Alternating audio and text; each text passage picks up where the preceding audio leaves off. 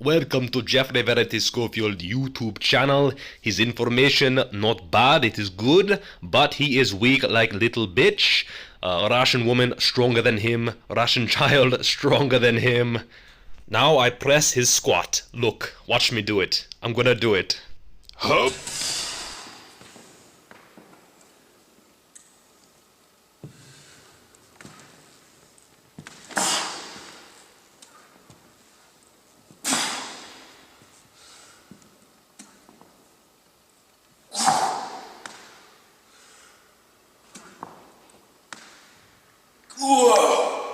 На 10, блядь. Убил. Если что-то еще поделаем. Надо их забить до конца. What's up, nerds? Non-Russian Geoff here. So today we're talking about the Klokov Press. So this is named after the great Russian weightlifter Dmitry Klokov, a living legend, certified badass, and totally awesome dude who I totally do not have a huge man crush on. So he named this exercise, or at least it's named after him. It is a snatch grip, strict behind the neck press. Now, I know a lot of people, when they hear the words behind the neck, anything, they're like, oh my god, impingement, I'm going to die, my shoulders are going to be in a bloody heap on the floor by the time the workout is finished. Not necessarily. Now, it is true that some people should not press in this way. If you're on a computer all day, like me, you might not have the mobility, and you might need to work up to this exercise. You need a lot of thoracic extension. So look at this extension through the mid-back. If you don't have this, it's going to be very easy to get injured. You need to have a lot of external rotation at the shoulders as well as that extension through that mid-back. If you don't have those, maybe not a good exercise for you. It also varies a little bit in terms of anatomy. You can see here the external rotation before pressing. This is absolutely necessary. If you cannot get in the right positions, this is not going to be a good move for you. You can do lateral raises, you can do presses from the front with a narrower grip. It's sort of up to you. Keep in mind, it's your training. I'm not telling you to do any exercise. It is up to you. So make sure you self-assess, make sure there is no pain, make sure you feel stable and comfortable in that position. By the way, I filmed this last set. I don't have a cameraman, obviously. I filmed it by putting it inside the rack and putting my phone up there. The things I do. So I would say face pulls can help to build your mobility. You can do them in a rotation style or retraction style. Both are okay, but this can help to build up that upper back, build the shoulders, build the rotator cuff, make sure you stay healthy and happy, and you can press for a long period of time. Now, in terms of programming, these can basically take the place of any overhead press type of movement, whether it's an Arnold press or a strict overhead press or a push press. I really like them. Keep in mind, you won't be able to go as heavy as a normal standard standing strict overhead press. Most people will find that they are roughly 15 to maybe 20% weaker at this movement, just because you can't really get any kind of upper chest involvement and you're in a naturally weaker position.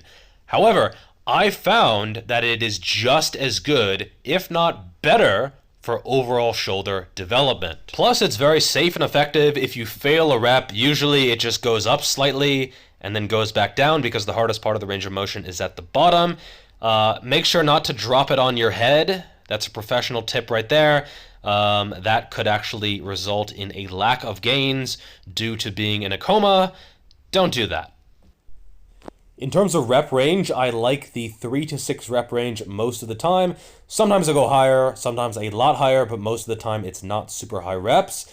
Klokov, on the other hand, seems to prefer singles, doubles, triples, occasionally up to 4 or 5 reps, which sort of makes sense because he's an Olympic weightlifter and he's training for 1 rep.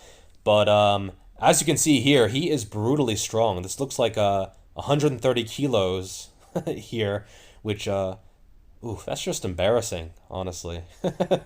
But for most people, I wouldn't suggest super low reps, just because your shoulders are potentially in a precarious position. You might not have the mobility and the stability that a god like Klokov has, and so a slightly more moderate rep range not going quite close to failure is probably a better call for most people. And I actually find this to be a really, really good test of shoulder mobility.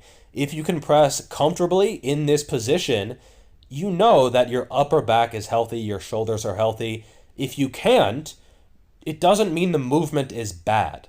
Too many people, they hear a certain movement and they always think it's bad because some people got hurt doing this movement. Well, maybe it wasn't the frickin' movement. Maybe it was the people who couldn't do the movement, you know? If you are at a computer all day, if you don't have adequate mobility, if you have never really been in that position before, you might get hurt. But don't blame the movement, because it might not be the movement, it might be you. I also personally find that it's a good test of arm imbalances or upper back imbalances. You can maybe see here, I have a little bit of a left-right imbalance going on. With a normal to the front press with a narrower grip, this doesn't really show up as much. But in a wider grip behind the neck press, it reveals some lack of mobility, some imbalances that I might have.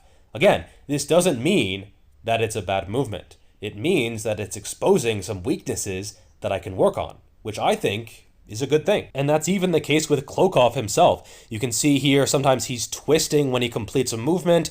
This is probably from years of Olympic weightlifting, always jerking the same way. No jokes there. They're actually always splitting the same way. And you can see a lot of the times the bar actually rotates as he completes the movement, sometimes pretty dramatically. And I think the behind the neck Klokov press is a good way to ameliorate, is that a word? This issue. So that is a word. Ameliorates, verb, make something bad or unsatisfactory better. There we go. Apparently my brain uses words my brain doesn't know. So definitely experiment with this movement in your training. I think it can be a big help. You can do low reps once you get used to the movement and the movement pattern. You can do higher reps. That's also okay.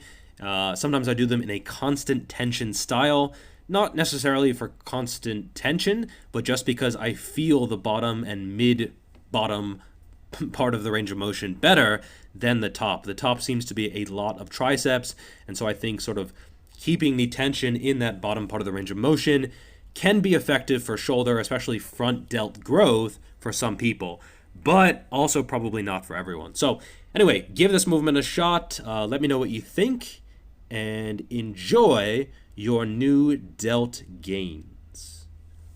Peace! Hello everybody, this is Dmitry Klokov. I want to let you know, you should subscribe to Geoffrey Verity Schofield's YouTube channel. Because it's really good, bro.